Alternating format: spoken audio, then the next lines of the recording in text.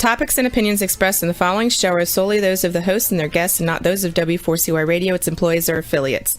We make no recommendations or endorsements for radio show programs, services, or products mentioned on air or on our web. No liability, explicit or implied, shall be extended to W4CY Radio or its employees or affiliates. Any questions or comments should be directed to those show hosts. Thank you for choosing W4CY Radio.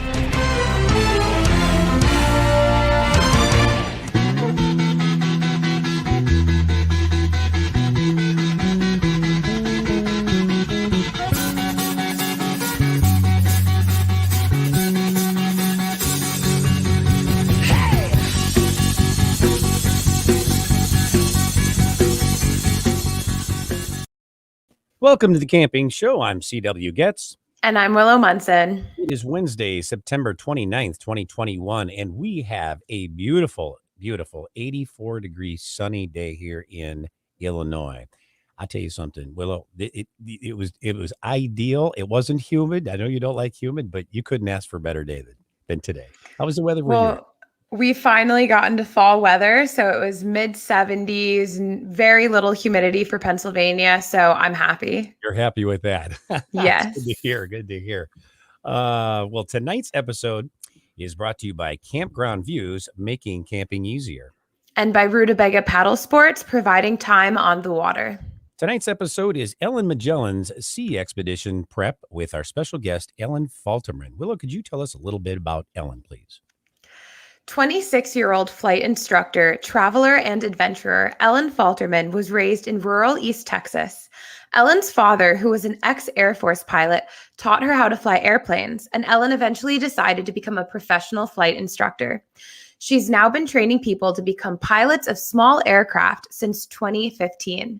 Passionate for adventure, Ellen has paddled, cycled, hitchhiked, and rode over 10,000 miles collectively, which is accumulated to a total of 18 months period of time. In 2014, Ellen went on a paddling trip in the Amazon basin with her brother Patrick, which lasted 3 months for a total distance of 400 miles. In 2016, she did a 5,000-mile tandem bike trip from England to Greece, which took 4 months to complete. In 2017, Ellen paddled a solo kayak down the Missouri River in 100 days at a distance of 2,300 miles. In 2019, Ellen began a paddling trip down the Mississippi River. The first leg of the trip began in Lake Itzaka, Minnesota, and went to the St. Louis, Missouri. The trip was 1,600 miles long and took 2.5 months to complete. In 2020, Ellen completed the entire Mississippi River, continuing from St. Louis to the Gulf of Mexico. From there, Ellen continued to row another 550 miles to visit her childhood home in Tarkington, Texas, paddling a total of 2,500 miles and taking 4.5 months to complete. Ellen's next exhibition is planned for 2022. The trip will consist of approximately 40,000 miles of rowing around the world in a rowboat designed for ocean travel, which is estimated to take approximately 7 years to complete. You know, Willow, it's too bad she really hasn't done much with her life. I tell you what. I know, it's so boring. With that, welcome to the show, Ellen. Welcome, Ellen. Hi. Wow. Hey. You know that scene in the movie The Graduate where they're like listing all his accomplishments and he just runs up to his room and hides? Like, that's kind of how I feel like right now. Just put it all out there. Yeah. What a lot of stuff you've done, man. That's incredible. So, Ellen, what is the motivation behind each of the extraordinary adventures that you've done? Well, it's sort of a 6-year story. But originally, back in my other life, I was going to be an actress. I had an agent lined up. I was going to go to Hollywood. I was going to do all that. And then my brother died suddenly, the brother that I went to the Amazon with. So I decided to paddle the Missouri River by myself because I needed some alone time. And I've just kept going ever since. That's the short version. Yeah, right. I know there is a longer version of that. That's really been your primary motivation, has it, for a lot of things you've done? It has. And I found when I was paddling down the Missouri River, people would obviously ask me why I'm doing it. And it forced me to talk about my brother's death, which isn't something that I would normally be talking about. And I think it's been good for me to open up about that and not just ignore it and not mention it at all. So I think really it's helped me, and it's helped kind of his memory live on, that I get asked these questions, because that's really how it all started. Yeah. A little therapeutic, huh? Definitely. Yeah. Absolutely. Well, so let me ask you, what's been happening since, let's see here. I'm looking at my sheet because I'm cheating. November of 2020. Yeah, that's the last time you heard. What have you been doing since then? What's been up? So last I was on the show, yeah, I'd just gotten off the river. I had put a big old bow on all my river travels by going back to my childhood home. And when I was coming down the Mississippi River, basically what happened is I was thinking about what I was going to do when I got off the rivers, because I knew that time was coming to an end. That chapter in my life was coming to a close.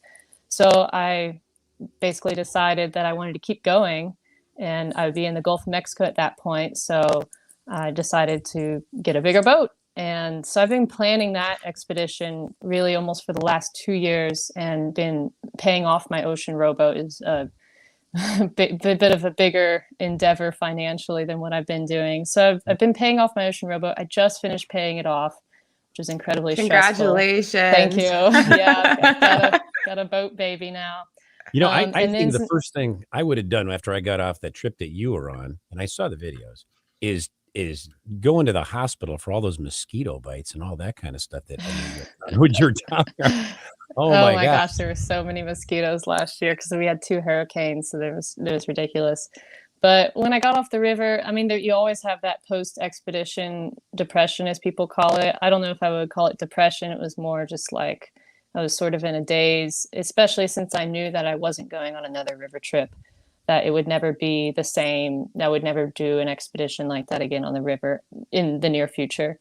So I had a bit of a moment there. It was a pretty hard transition. And that was the 5th expedition that I've done. And you always have to transition from expedition back into society. And I swear it gets harder every time, because you get more and more comfortable out there and you want to come back less and less. So that transition was actually pretty difficult. So I comforted myself by doing a series of rowing races. I did the Texas 200, which was in the early summer. That was 200 miles along the Texas coastline. It's actually a sailing event, and I decided to row it. I was the only rower. That was a lot of fun. I did the MR 340, which is the Missouri River 340 miles from Kansas City to St. Louis. And I went to England for 5 weeks and did a bunch of ocean rowing training. And then on Friday, this coming Friday, I have my last rowing race of the season, the Tour de Teche, which is 135 miles here on the Bayou Teche, where I'm at in South Louisiana. So I just sort of planned these 4 rowing events to keep myself kind of feeling better from not being on the river anymore. And besides the events you listed, which are all very significant, do you often participate in maybe like littler races, or how often do you participate in these kind of races? Not too often. I spend most of my time doing independent expeditions. I did do the MR 340 before in 2018.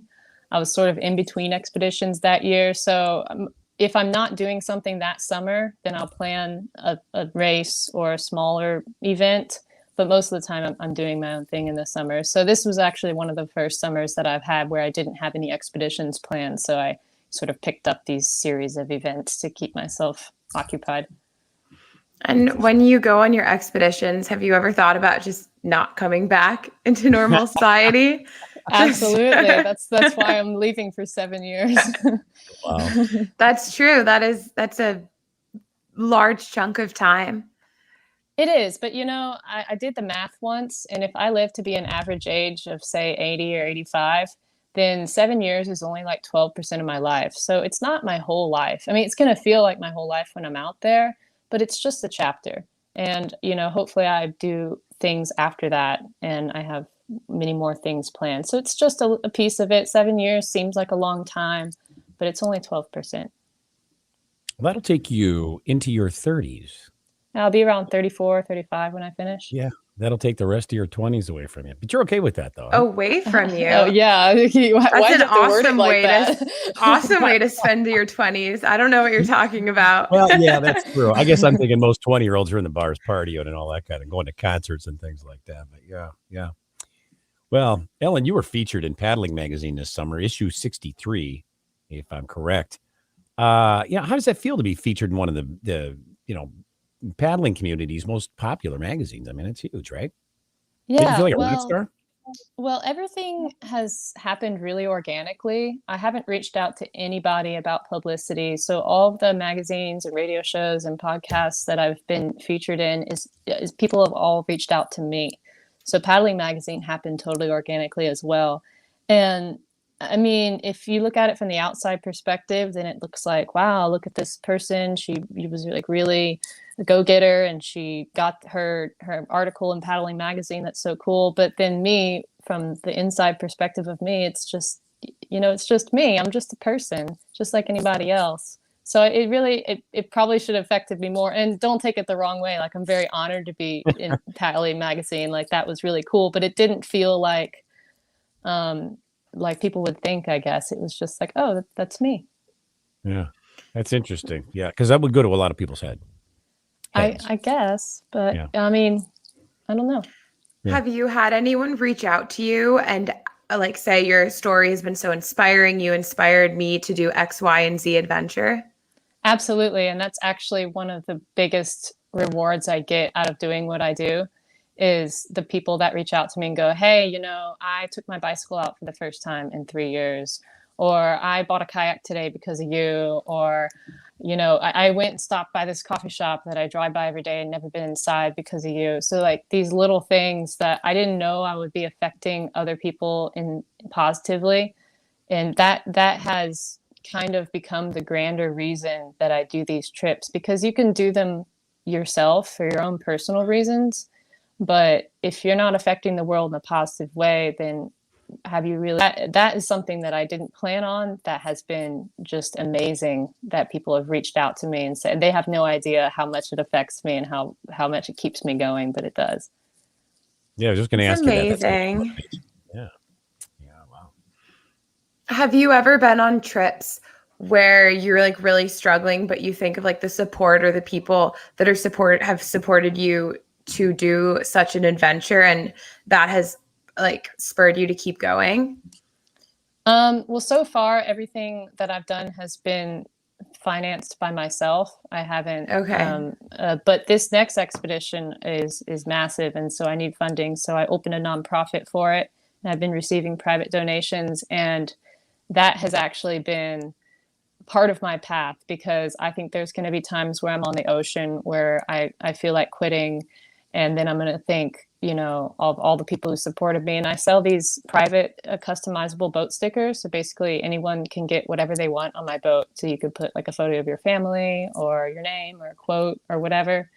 And I think it's really cool that I'm going to be staring at these stickers that people have made while I'm rowing and just going, these are all the people that have put their dreams into my dream. And I'll go, I'll row one stroke for that person. I'll row one stroke for that person who donated $20. I'll do one stroke for that person. Look at their sticker there. And then before I know it, I'll keep rowing. That's an incredible idea. Wow. Because it's not just a fundraiser, like it has meaning behind it. Yeah. And I've been given the mic, or I will be given the mic with this trip. And I have the opportunity to create real change in the world and be a force for good. It's this expedition that's coming up started as a private thing, but it's become so much bigger than me and so much more than just me. And I think that is part of my path. So I think I kind of know your answer, but after you've done some of these extraordinary adventures that have been highly publicized and featured in Paddling Magazine, is life all glitz and glam for you now after all the publicity? Everyone has their private life. And, if you just know me from social media or the things that I've done, then you probably are under the impression that I spend all my days doing cool adventure stuff. But, I have a life just like anyone. The biggest thing that I've been doing the last year since I got off the river is I've been a primary caregiver for my grandfather with dementia. And that has been a complete different journey from paddling down the North America's largest and longest rivers. So that's kind of the biggest thing that's going on outside of my adventuring, is being a caregiver. It's been a lot more difficult than I expected, but it's a journey I'll look back on fondly. Yeah, it's amazing how impactful different journeys can be. For sure. And, there's lessons that I'm learning now being a caregiver that I will lean on at sea, and these memories I will replay in my head. And my ocean rowboat is named after my grandmother, which is my grandfather's wife, who passed away in 2019. So I think that, what I'm doing now, taking care of my grandfather, is part of the ocean rowing plan. It's really beautiful. I think a lot of people who are in the limelight and everybody sees them being kind of high profile thing, I think there's always something going on in the background that people don't really see. Of course, why would they? They often think that, oh man, that person's got it, man. They're just, wow, look at them all the time. They're doing these really cool things. But like I said, more times than not, there's stuff, there's personal stuff going on in the background that sometimes is a struggle for them. I mean, does that sound like maybe similar to your situation a little bit? Yeah, I'd agree with that. Yeah. Usually in Hollywood, it's drugs and alcohol, but in the outdoor community, we have other things. But yeah. Well, I guess I could have been there before I started down the rivers. I guess that's where I was headed, to Hollywood. So who knows what would have happened there? Yeah, you think you took the right turn? I'm sure, right? Well, it's working out for me so far. Yeah, that's cool. Well, on that note, we're going to take a break, but don't go away. We'll be back with more of The Camping Show on W4CY Radio and Talk 4 TV after these messages.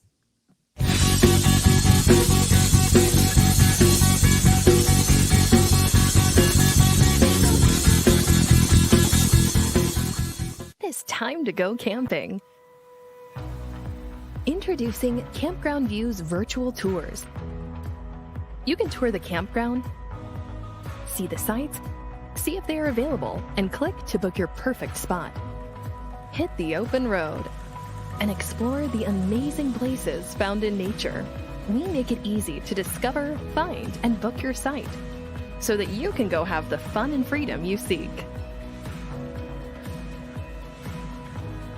Campground View's virtual tours make it easy and simple for you to see where you are going.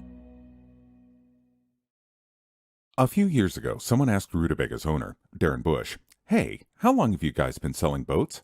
Darren replied, "We don't sell boats. We sell time on the water." Of course, that comes in all types. We help people paddle more safely with Rutabaga outdoor programs. We rent canoes, kayaks, and stand-up paddleboards. We sell and install racks to get you from home to adventure. Rutabaga's got everything you need to get you out on the water, like paddles, life jackets, dry bags, and clothing. Rutabaga Paddle Sports, on the web at rutabaga.com. Mention you saw this ad on The Camping Show.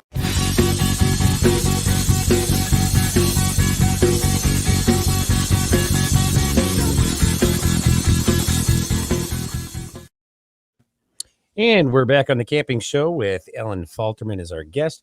And I think you touched on this a little bit here before, Ellen, but tell us a little bit more about the type of preparation you've been doing for your sea expedition planned for 2022. So a lot of staring at the computer. But a lot of research. I bought a small library of books written by ocean rowers and been reading those. A lot of it's been fundraising, and I had to organize and create a nonprofit and become an accountant and do a lot of things that I didn't know how to do. But on the actual physical side, I mean, I've been rowing for 2 years now, so I already know how to row, but I've been fine-tuning my rowing form. I'm in touch with a rowing coach, and I've been tweaking that just to really, because for 40,000 miles, if you can change one little thing, that's going to increase your speed by 0.05 knots over 40,000 miles, it's going to make a difference. So working on rowing form, and then just getting everything together for the boat, all the gear that I need and all the intelligence I need. I went to England just recently and did some ocean rowing training. I did a 5-day sea school course. So I got my offshore marine radio license. We did first aid. We deployed life rafts, shot off flares, did navigation. So I did some like more official training over there. And yeah, I don't know what else. Well, you did. Tell us a little bit about the when you first went over there, because you and I have talked before. We've developed a friendship. You mentioned to me about the whole when you first got over there about your boat, and you first got to step on it, and you had a guy that was in charge of everything and kind of working with you, but then you took that boat out for the first time. And tell us a little bit about that. Oh man, I was so nervous. I was almost getting to the point that I didn't want to tell people about my expedition because I was like, what if I get to my boat and I just like can't move her through the water, or she's impossible to steer, or I'm just like too small for this boat or something? What if there's just a total deal changer that I don't know about? So I was really nervous to get out in my boat. I'd never been that far offshore before either. So I had to learn how to deploy the ground anchor, the para anchor, and just like be out there and working with it was a 16-foot tidal difference. So there was a lot of new things that I had to do, not to mention I was in a new boat that I'd never rowed before. So it was really nervous, but everything went really well. And when I got back to that marina, I was like grinning like a fool. There were a couple of things you had to tweak though on there. Wasn't there? When you got there, you said we had to adjust something. What was that? Like the GPS, or what was that? Something else? No, I mean the boat was fairly set up. The biggest problem that I found, so I was really getting anxious about the boat. Because of COVID, I had to reschedule my trip to the UK 3 times. So I was almost getting to the point that I just wanted to have the boat shipped over without having rowed her. Oh, wow. But yeah, because I mean, I had to get the boat here. I got to get the show on the road. Yeah. But I'm glad that I went because there were a couple things that I wanted to have done to the boat that would have been hard for me to do once I got it to the States, most notably the aft cabin door. I got locked out of my aft cabin like 10 miles offshore. You told me about that. Oh, yeah. Yeah. And, she's like, wow. Yeah. And the boat builders basically said, they're like, yeah, we haven't used these hatches in like 4 years. We stopped putting them on the boats because they're terrible. So I got to have the entire aft cabin door replaced, which is a pretty big job. I need to have like a shipwright to do that. Who knows what they're doing? So I'm glad the boat is over there with people who know how to work on those boats. So that was the main thing. Having that happen on a trip like that, and you're like, oh my god, I never. Oh my gosh, yeah. If like I was pretty desperate 10 miles offshore, but if I was in the middle of the Pacific, locked out of my cabin, that would be a pretty alarming. Talk about some anxiety. Oh my god. Yeah, but that's going to get fixed. So when the boat gets here, which should be before the new year, she's going to be basically ready to go. Yeah, that's cool. And we had a question here. How big is the boat? She's 23 feet long and 4.5 on the beam. Wow. That sounds good. And I guess the question that has to be asked is, how did you ever come up with the idea of rowing around the world? So, like I said in the beginning, it's sort of a 6-year story. So you see that I've been like on the rivers for the last 5 years. So, when I got to the end of the rivers, originally I was going to do like a lap of the Gulf of Mexico because I said, I'm in the Gulf of Mexico now where the Mississippi River dumped me out at. And so I was like, okay, I can do the lap of the Gulf. And I looked into it and I plotted a route, and it's going to be a counterclockwise circumnavigation of the Gulf. And I noticed there's going to be 2 open water crossings, one from the Yucatan to Cuba, and another from Cuba to Florida. So I was like, well, I probably can't do this in a canoe. I could, but I really don't want to do this in a canoe. So I need a bigger boat. So I just Googled ocean rowing boats, and I had no idea that was even a thing. And I said, wow, I said people have ocean rowing boats. And then I saw the price tag and and I went, if I spend all this time and money to get one of these boats, when I get to the Yucatan, I'm probably just going to want to keep going. And if I keep going, I can make it to Panama. And if I make it to Panama, I can go through the canal. And if I do that and I'm in a boat that's literally made to cross oceans, then I could cross the Pacific, which has been done. And then I'm in Australia, and then I cross the Indian, and then I'm back home. Did you know all simple? That? Yeah, it sounds simple, right? But did you know all that at first, or did you just go, Oh, wow. And then this has been done and this has been done. Did you how'd that process go though? Yeah, I didn't know that it had been. I didn't even know that people rowed across oceans. Yeah. The first people to row across an ocean were in the late 1800s. So people have been rowing across oceans for a while now. Yeah. Although these guys were really crazy. They did it in like an open top rowboat, and they were just like carried on their water. It was really Whoa. intense. Oh yeah, Whoa. yeah. They went from New York to France. It was pretty wild. But ocean rowing as a sport has become more popular in the last like 20 years because of the Tausker Whiskey Atlantic Challenge, which is a race that goes from La Gomera, Africa to Antigua in the Caribbean. And there's I want to say like 30 or 40 boats a year that do that. So over 100 people a year are rowing across the Atlantic alone. And then everyone has rowed across all these oceans independently. People have rowed across the Pacific and the Indian as well. But no one has ever linked it all together and rowed around the world. There have been people who have done human-powered circumnavigations, but when they'll row across an ocean, and then when they get to a landmass, they'll have their boat shipped to the other side of the landmass and then take a bicycle across the landmass and go meet their boat, which I thought about doing, but it just seemed like a logistical nightmare to get your bicycle over there, and then you got to get your boat to the other side. And I was like, I'm just going to stay on my boat and follow the coastline. Have you had a call from Lester Holt yet to be on No. the news, be on the evening news? Yeah, No. I'm sure you will. I'm sure you will. I'm sure we're going to see you on the evening news, 6:00 evening news when you get back.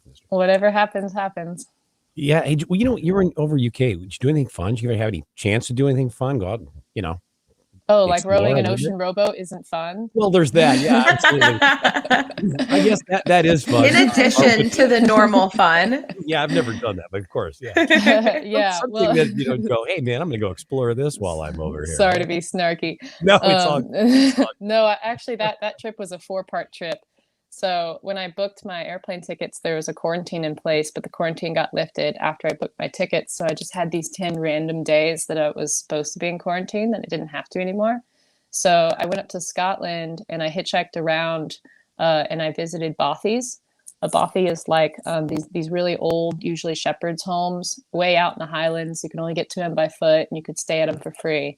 They're maintained by the MBA, the Mountain Bothy Association. So I just hitchhiked. I would hitchhike to the trailhead and then hike to the bothy and spend the night and then hike back and hitchhike to the next one. So I did that for 10 days when I first got there, which was a vacation that I never would have originally planned because I'm so busy and so broke. I never would have scheduled 10 days to just hitchhike around or whatever. But I really needed it before I got on the water. So I went and did that, which was incredible. Totally spontaneous too. Like I didn't bring hiking boots. I didn't even know I was doing that when I arrived.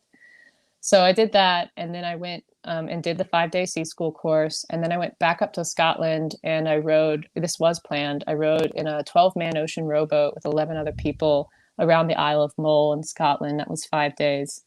That was incredible. I signed up for the rowing experience, but I was not prepared for the connections I would make with the crew. There were some people had never rowed before. Some people were going across the Atlantic in December. It was just a really cool section of people and it was a really good crew. So I did that. And that was my first time in an ocean rowboat proper offshore. And it was 2 hours on, 2 hours off, row for 2 hours and rest for 2 hours. So we did that for 5 days up in Mull. And then I went down back to England and rowed in my boat for 10 days. And then I came home. Wow. That's pretty cool. Yeah, it was a great trip. And there were like too many things. I was like, I have way too many things planned. Something's got to go wrong, but it all went really well. Oh, That's awesome. So when you're on these extended trips and when you're doing your little tour around the world, how will you manage daily tasks like cooking, laundry, personal hygiene, and things like that while at sea? I mean, basically what the sailors do. When it starts raining, you go and you grab your soap and you take a shower. Cooking, I'll have propane burner. Although if my cooking stove fails, all my food is dehydrated food, so I can rehydrate it without heat if I needed to. And then, just hygiene. I'll have a desalination unit, so I have fresh water to clean myself and clean my clothes. And there is no toilet on board. There's a bucket instead. Oh, wow. And they call it bucket and chuck it. Bucket and chuck it. Yeah. Yeah, you're on the boat alone. No one's there. Well, it's funny on Roxy, the 12-man ocean rowboat, you like just met these people and you're like using the bathroom right in front of them. So you really bond really quickly on an ocean rowboat with the crew. Yeah, because I wondered that too. I said, well, how do you go to the bathroom? Is there a bathroom built in there? And you said 4 foot at the beam. I'm going, there's no room for a bathroom. Of course, you do have 20 feet. But still. Yeah, if you ever see a bucket on an ocean rowboat, just stay away from that bucket. That's what it is. Wow. So they grab the soap when it rains. See, I didn't know that. That's take a shower. I did not know that. That's interesting. But that's true though, right? They really do. Yeah. Yeah. Wow. Yeah, that's interesting. And what if something goes wrong during your expedition? What sort of emergency plan or like rescue service will you have available? Good question for a pilot. I'm always thinking about the emergency procedures. But it is the 2021. We have technology now, so I'll have 2 EPIRBs on the boat. EPIRB is an emergency personal indicating radio beacon. I'll have one on the exterior of the boat in the grab bag, and then one in the cabin. So those I can set off. I'll have a PLB, a personal locating beacon, on me. I'll also have a VHF radio that has Mayday on it. No, I think and a satellite phone. So I have five ways of letting the world know that I need help. Okay. How long would that take for someone to show up? Because you're on the ocean. Coast Guard isn't everywhere. They can't be everywhere. How long do you estimate it would take someone or chopper or whatever to get to you? Yeah, there's no magic fairy that comes and pulls you off the water the moment you need help. It really depends on where I am in the world. So if I'm near a major shipping route, what the Coast Guard does is they divert the nearest vessel to go and get you. They'll come get you, but they won't get your boat. And sometimes the rescue operation itself can be pretty tricky because you're being picked up by a cargo boat, usually a massive freighter. So you have to get from your tiny ocean rowboat onto a massive freighter, which in itself can be dangerous. There are stories of ocean rowers actually like almost getting run over by their rescue boat. So usually it's a boat that'll come get you, a cargo ship. If you're closer into shore and you're within range of a helicopter, then they'll send a helicopter. Wow. I did not know that there were stories about that happening. That's interesting. Wow. Well, I was going to ask you this. So this expedition, I mean, of course, it's very expensive. It has to be. You got big sponsors going on, or you finance everything yourself, or a combination of the two, or how's that work? I wish I had sponsors. Yeah. I'm currently seeking sponsors. I mean, Budweiser's not knocking on your door going, hey, man. Well, so I've like I mentioned, I have a nonprofit set up, and I actually just got approved for tax exempt status by the IRS, which was huge. But I think the biggest thing with sponsors, I've sent close to 100 sponsorship proposals to lots of different companies, but I haven't gotten any corporate sponsors. And I think the reason is not only I'm trying to fundraise in the middle of a pandemic, which I started all this before COVID, but also I think they're a little put off by the length of the expedition. They don't want to be involved for quite that long. That's my theory, at least. The emails that I get back basically just say, that looks cool. Good luck. Sorry, COVID, which might be an excuse. But I'm way less worried about funding than I should be. I don't know. I just feel like this expedition is going to start to snowball once I'm on the water actually making miles. It's been really huge that I went to the UK and rowed in my boat. Things have already started to pick up since I've gotten back from that trip, because before then people just thought I was talking. They didn't realize how serious I was. I'm like, no, I've been broke for 2 years paying this thing off. I could not be more serious about it. But until people saw me in the boat, they weren't quite sure. And worst case, I run out of money and I go to a marina and I start cleaning boats for cash. I picked up odd jobs on the rivers. You stop and you find a way to make money, and you make enough money, get you to the next port, and you do it again. I don't know why I'm not as worried about it as I should be. One thing's for sure, knowing a little bit about you, you are a very resourceful person. I've seen you on your Mississippi trip, the second leg of it. That's definitely for sure. Do you think that whole thing, because you're going to get some publicity when you set sail, as it were. Do you think that's kind of something when people say, hey, man, she's really doing it. She's out there. And they're going to get progress reports. I'm sure you're going to do a little social media while you're out there. Am I right? Or try to somehow? Yeah. I'll have my sister-in-law's a social media manager. She does that for a living, so she'll be doing that for me. Do you anticipate people going, you know something, man, I'm going to put some money toward that. I'm going to, I want to help her. I think that would probably inspire a lot of people to do that once you get started even. I think so, and I hope so. And I am a writer. I don't have anything published, but I do write. And I think my writing is the greatest thing that I have to offer to the world. Yeah. So I'm going to be writing while I'm out there. And I think that's really going to kind of take off. And I hope people get something out of my writing. And who knows what I'm going to write while I'm out there. I'll have plenty of time to think about it. But yeah, I mean, when my very first expedition that I did was in the Amazon with my brother, and we found all sorts of ways of making money. We played music on the streets. We made wire art. We sold caipirinhas. We sold drinks. We just found ways to make enough money to get food for the next day, And I think just remaining true to that and remembering where I started makes me less concerned about funding, because I know that I'll find a way. Yeah. Good for you. Good for you. Roxy, do you think you could put up some photos for us, please? And we'll have Ellen tell us a little bit about each of them. That's the boat. Yeah, those are the previous owners. She's a gently used ocean rowboat. She only did like 300 miles the Atlantic before the crew abandoned their expedition. So yeah, that's the boat before I got her. That was in my first trip to the UK when I went right before COVID. I went and looked at these ocean rowboats, and I just literally sent Rannoch Adventure an email, and I was like, "Hey, I think I'm gonna row around the world. I'm gonna come over and look at boats." And they're like, "Sure." And that's me. The first time I've ever been inside the cabin. That's not the boat that I bought. I was just looking at them. It looks extremely cool, though. What'd you think when the first time you got in one of those? I said, "Man, this is way more room than my van." And they were like, "What?" Oh, that is so cool. That's me. The very first time I ever rode an ocean rowboat. That boat's name is True Blue. That was the instructor's boat. So we went out and into the river crouch for a little row. So that's me grinning like a fool there. Yeah, well, I was just we only went out for like an hour. It was just like a test run. I just I wanted to see if I could move these boats through the water. So that's me. The first time I ever rode an ocean rowboat.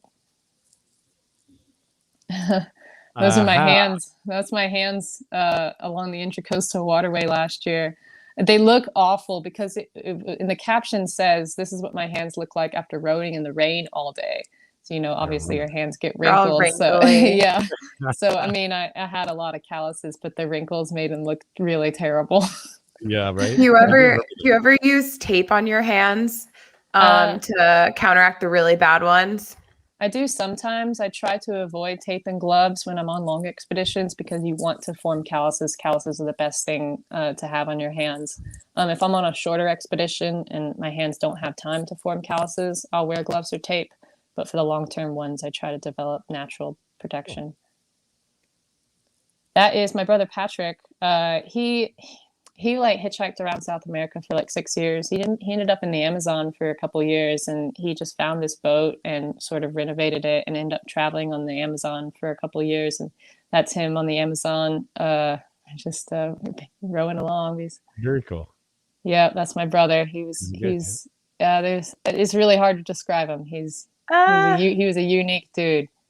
You can see the similarities between your faces. Oh yeah, it's a little scary actually. When we were hitchhiking in South America, my brother and I, and we were in the back of this truck and with a bunch of other people, and they were looking at us. And Patrick would always tell people in Portuguese that I was his wife, just for like protection, because I was like 18, and they were looking at us, and they go, "That's your wife?" And he's like, "Yeah."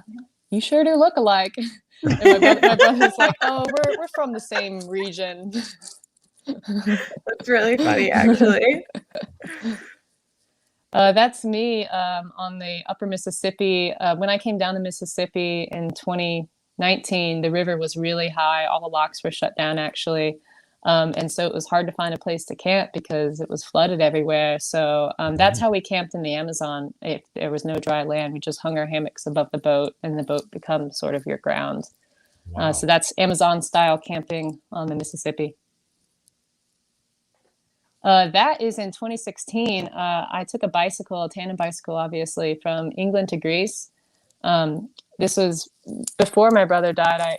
After I came back from the Amazon, I sort of had like the travel bug, and I wanted to do a river trip, or not a river trip. I just wanted to do a trip, but I didn't want to be on the river because I had a bit of a alarming experience on the Amazon, and I was a little bit scared of rivers. So I wanted to do my own trip. I wasn't confident going alone at the time. I was like 21. I turned 21 on that trip. So I took my partner that I was dating at the time, and we took a bicycle 5,000 miles, 4.5 months from England to Greece. No, very cool. The This looks captions, like a little wet. Yeah, look at that, man. the caption says, "But what do you do when it rains?" Yeah. That's row, what right? you do. If you can't row, then that's what you do. Wow. That was actually taken by my friend Joanna. She's a Japanese paddler that I met on the river, and we linked up and paddled together for about 3 weeks on the lower Mississippi. That's pretty cool. I like this picture. It reminds me to tell a story. Me and Joanna, that's her boat there, her kayak on the left. We were paddling along. This is near Baton Rouge, and this tugboat captain was standing out on his tugboat, and he was watching us go by, and he was like, "Y'all hungry?" And we were like, "Yes." And then we pulled over, and he gives us this big plate of boudin and stuff. Oh, And wow. then actually, this shirt that I'm currently wearing is my Lucky Tugboat shirt. It's just a plain white shirt. But because while that tugboat captain, he was watching us eat, and he was just staring at us, and he goes, y'all want like a clean shirt?" And we were like, "Yes." I was like, "Is it that bad?" Oh my God. Wow. So I've got my Lucky Tugboat shirt. That's funny. That's hilarious. Yeah, that's me, Joanna, and I. That was also near Baton Rouge. We ended in the Gulf together. When we got to the Gulf, she had a foldable kayak, which is insane. She said she could feel when a fish was swimming beneath her, which is like, y'all think I'm crazy. So she packed up her little foldable kayak and put it on her back and took a Greyhound back to where she was living, I think in Kentucky. And then I continued along the coastline. Wow. Yeah, that's what those offshore rigs look like. They're pretty massive. Once you get to Baton Rouge is the northernmost point that those rigs can go, because after that, the bridge is too low. So from Baton Rouge to the end of the river, you're dealing with those guys. So I was always on the Marine radio because I'm a pilot. I'm fine talking on the radio, and they were really appreciative that I was on the radio. So even though it looks like I'm just like, throwing all caution into the wind, like I was in touch with that captain. He knew I was coming down, but that's kind of like a good scale reference there. That's going along the Gulf Coast. Yeah. I was camping on the Barrier Islands, making my way to Texas, and I got a little stormy. It's the Gulf Coast, Yes, but a little bit. yeah, so you have these little pop-up thunderstorms that come by. And there's Just a little thunderstorm. There's no protection there. You're out in the open. It's like very susceptible. Well, I have a tent. Yeah, right. That's Yeah. yeah. You're right. It has a rain tarp. Yeah, and I've got my tent tied to my boat, and then you can see I've got these buckets that I've staked the tent out with, so I'm not relying just on stakes alone. Yeah. I'm using weight to hold my tent down. Yeah, that's also along the Gulf Coast. That contraption there is actually the top of a shrimping boat that somehow got there. Okay. I'm like, what the heck is that? Yeah, I didn't know what it was either, and then I posted that, and someone said, "Oh, it's the top of a shrimping boat." Yeah. Okay, so here is my favorite of all the pictures, man. I mean, I saw this when you posted. I go, wow, check this out. Yeah, I don't know where to put those legs sometimes. Wow. But yeah, Joanna took that picture. I was trolling for catfish down in the Bird's Foot Delta, and we just caught a catfish, skinned it right there, and ate it for lunch. Yeah. I like that. Well, I just checked the time here. We're winding on in 4 minutes. We got several questions. So let's do this one quickly here. You mentioned, and I'm stealing this one from you, Willow, here too. You mentioned that you were going to be staying on your boat here for about the next year. Is that right? Yes, Sarah. I'm going to be, the boat's going to get Living. here hopefully before the new year. And then I'm going to move into the boat in January and park it at a marina and live aboard the boat until I leave, which should be around after hurricane season next year. So I still have another year before I leave on this trip because I got to time it with the hurricane seasons. And that'll be good for me to live in the boat also before I depart. And also I need to keep working. Yeah, that won't be weird at all just to living on a boat like that and being, Not for me. No, yeah, you're pretty used to that, I would imagine. Right? Well, it's a lot more cozy than living on a canoe for 6 months. I mean, when it rains, I don't get wet. There's absolutely that. But you're going to be doing, what did you call that again? Something and dump or trash or throw. What was that with the bucket? Bucket and shuck it. No, at the Bucket marina, and shuck it. they have restrooms at the marina. There's where I was going with that. Thank you. So I'm going, really? That's a long time to do but 7 years is going to be a long time to do that as well. Yeah, I guess so. But yeah, that's amazing. Hey, you're going to cook on that boat. I'm sorry. Well, you're going to cook on that boat too. Right? Yeah. I'll have a camp stove. Everything. Wow. That's amazing. I'm sorry, Willa. Go ahead. Yeah, I just had to ask. No, it's okay. You said your question. I was like, oh, wait, I want to hear the answer to this. So, well, I was curious, once you've completed this expedition, do you have any idea of what your next adventure will be? Well, I have 7 years to think about it. That's fair. So I'm just going to kind of see where it goes. I mean, I could go back to flying airplanes when I get back. It could be the last expedition I ever do, or I can do many more. I'm just going to have to, I mean, I've played everything by ear at this point. I don't plan things too far in advance. I just kind of, I call it a breadcrumb trail. While you're doing something, you pay attention to the signs, and then that kind of tells you what you need to do next. So you don't plan any of that stuff. You just kind of you don't have well, I guess you'd call it a bucket list, maybe, where I've got to do this adventure, then next I'm going to do this. And then after you don't do it. You just do what feels right at the time. I love it. To be in your 20s, that's just cool. Play it by ear. I like that. That's awesome. And where can our listeners and viewers go to follow you on social media? So it's all at Ellen Magellan Expeditions, Ellen, Magellan Expeditions with an S. I had to look up how Ferdinand Magellan spelled that. I struggled with it. Very creative. Yeah, and Ellen Magellan, I've been going by Ellen Magellan for like 5 years, long before I planned to do a circumnavigation. It was just, it's been my trail name forever, and which I take that as a sign that I was meant to do this all along. 100%. Very cool. Very cool. Well, we'd like to thank you, Ellen, for being our guest here on the Camping Show. It was a pleasure having you here with us this evening. Pleasure to be here again. Yeah. We'd also like to thank our sponsors, Campground Views and Rutabaga Paddle Sports, for bringing you tonight's show. Be sure to tune in for next week's episode, When Things Go Wrong, with our special guest, John Turk. Until then, thank you for tuning into the Camping Show. This is C.W. Getz and Willow Munson, reminding you, learn more, do more. See you next week.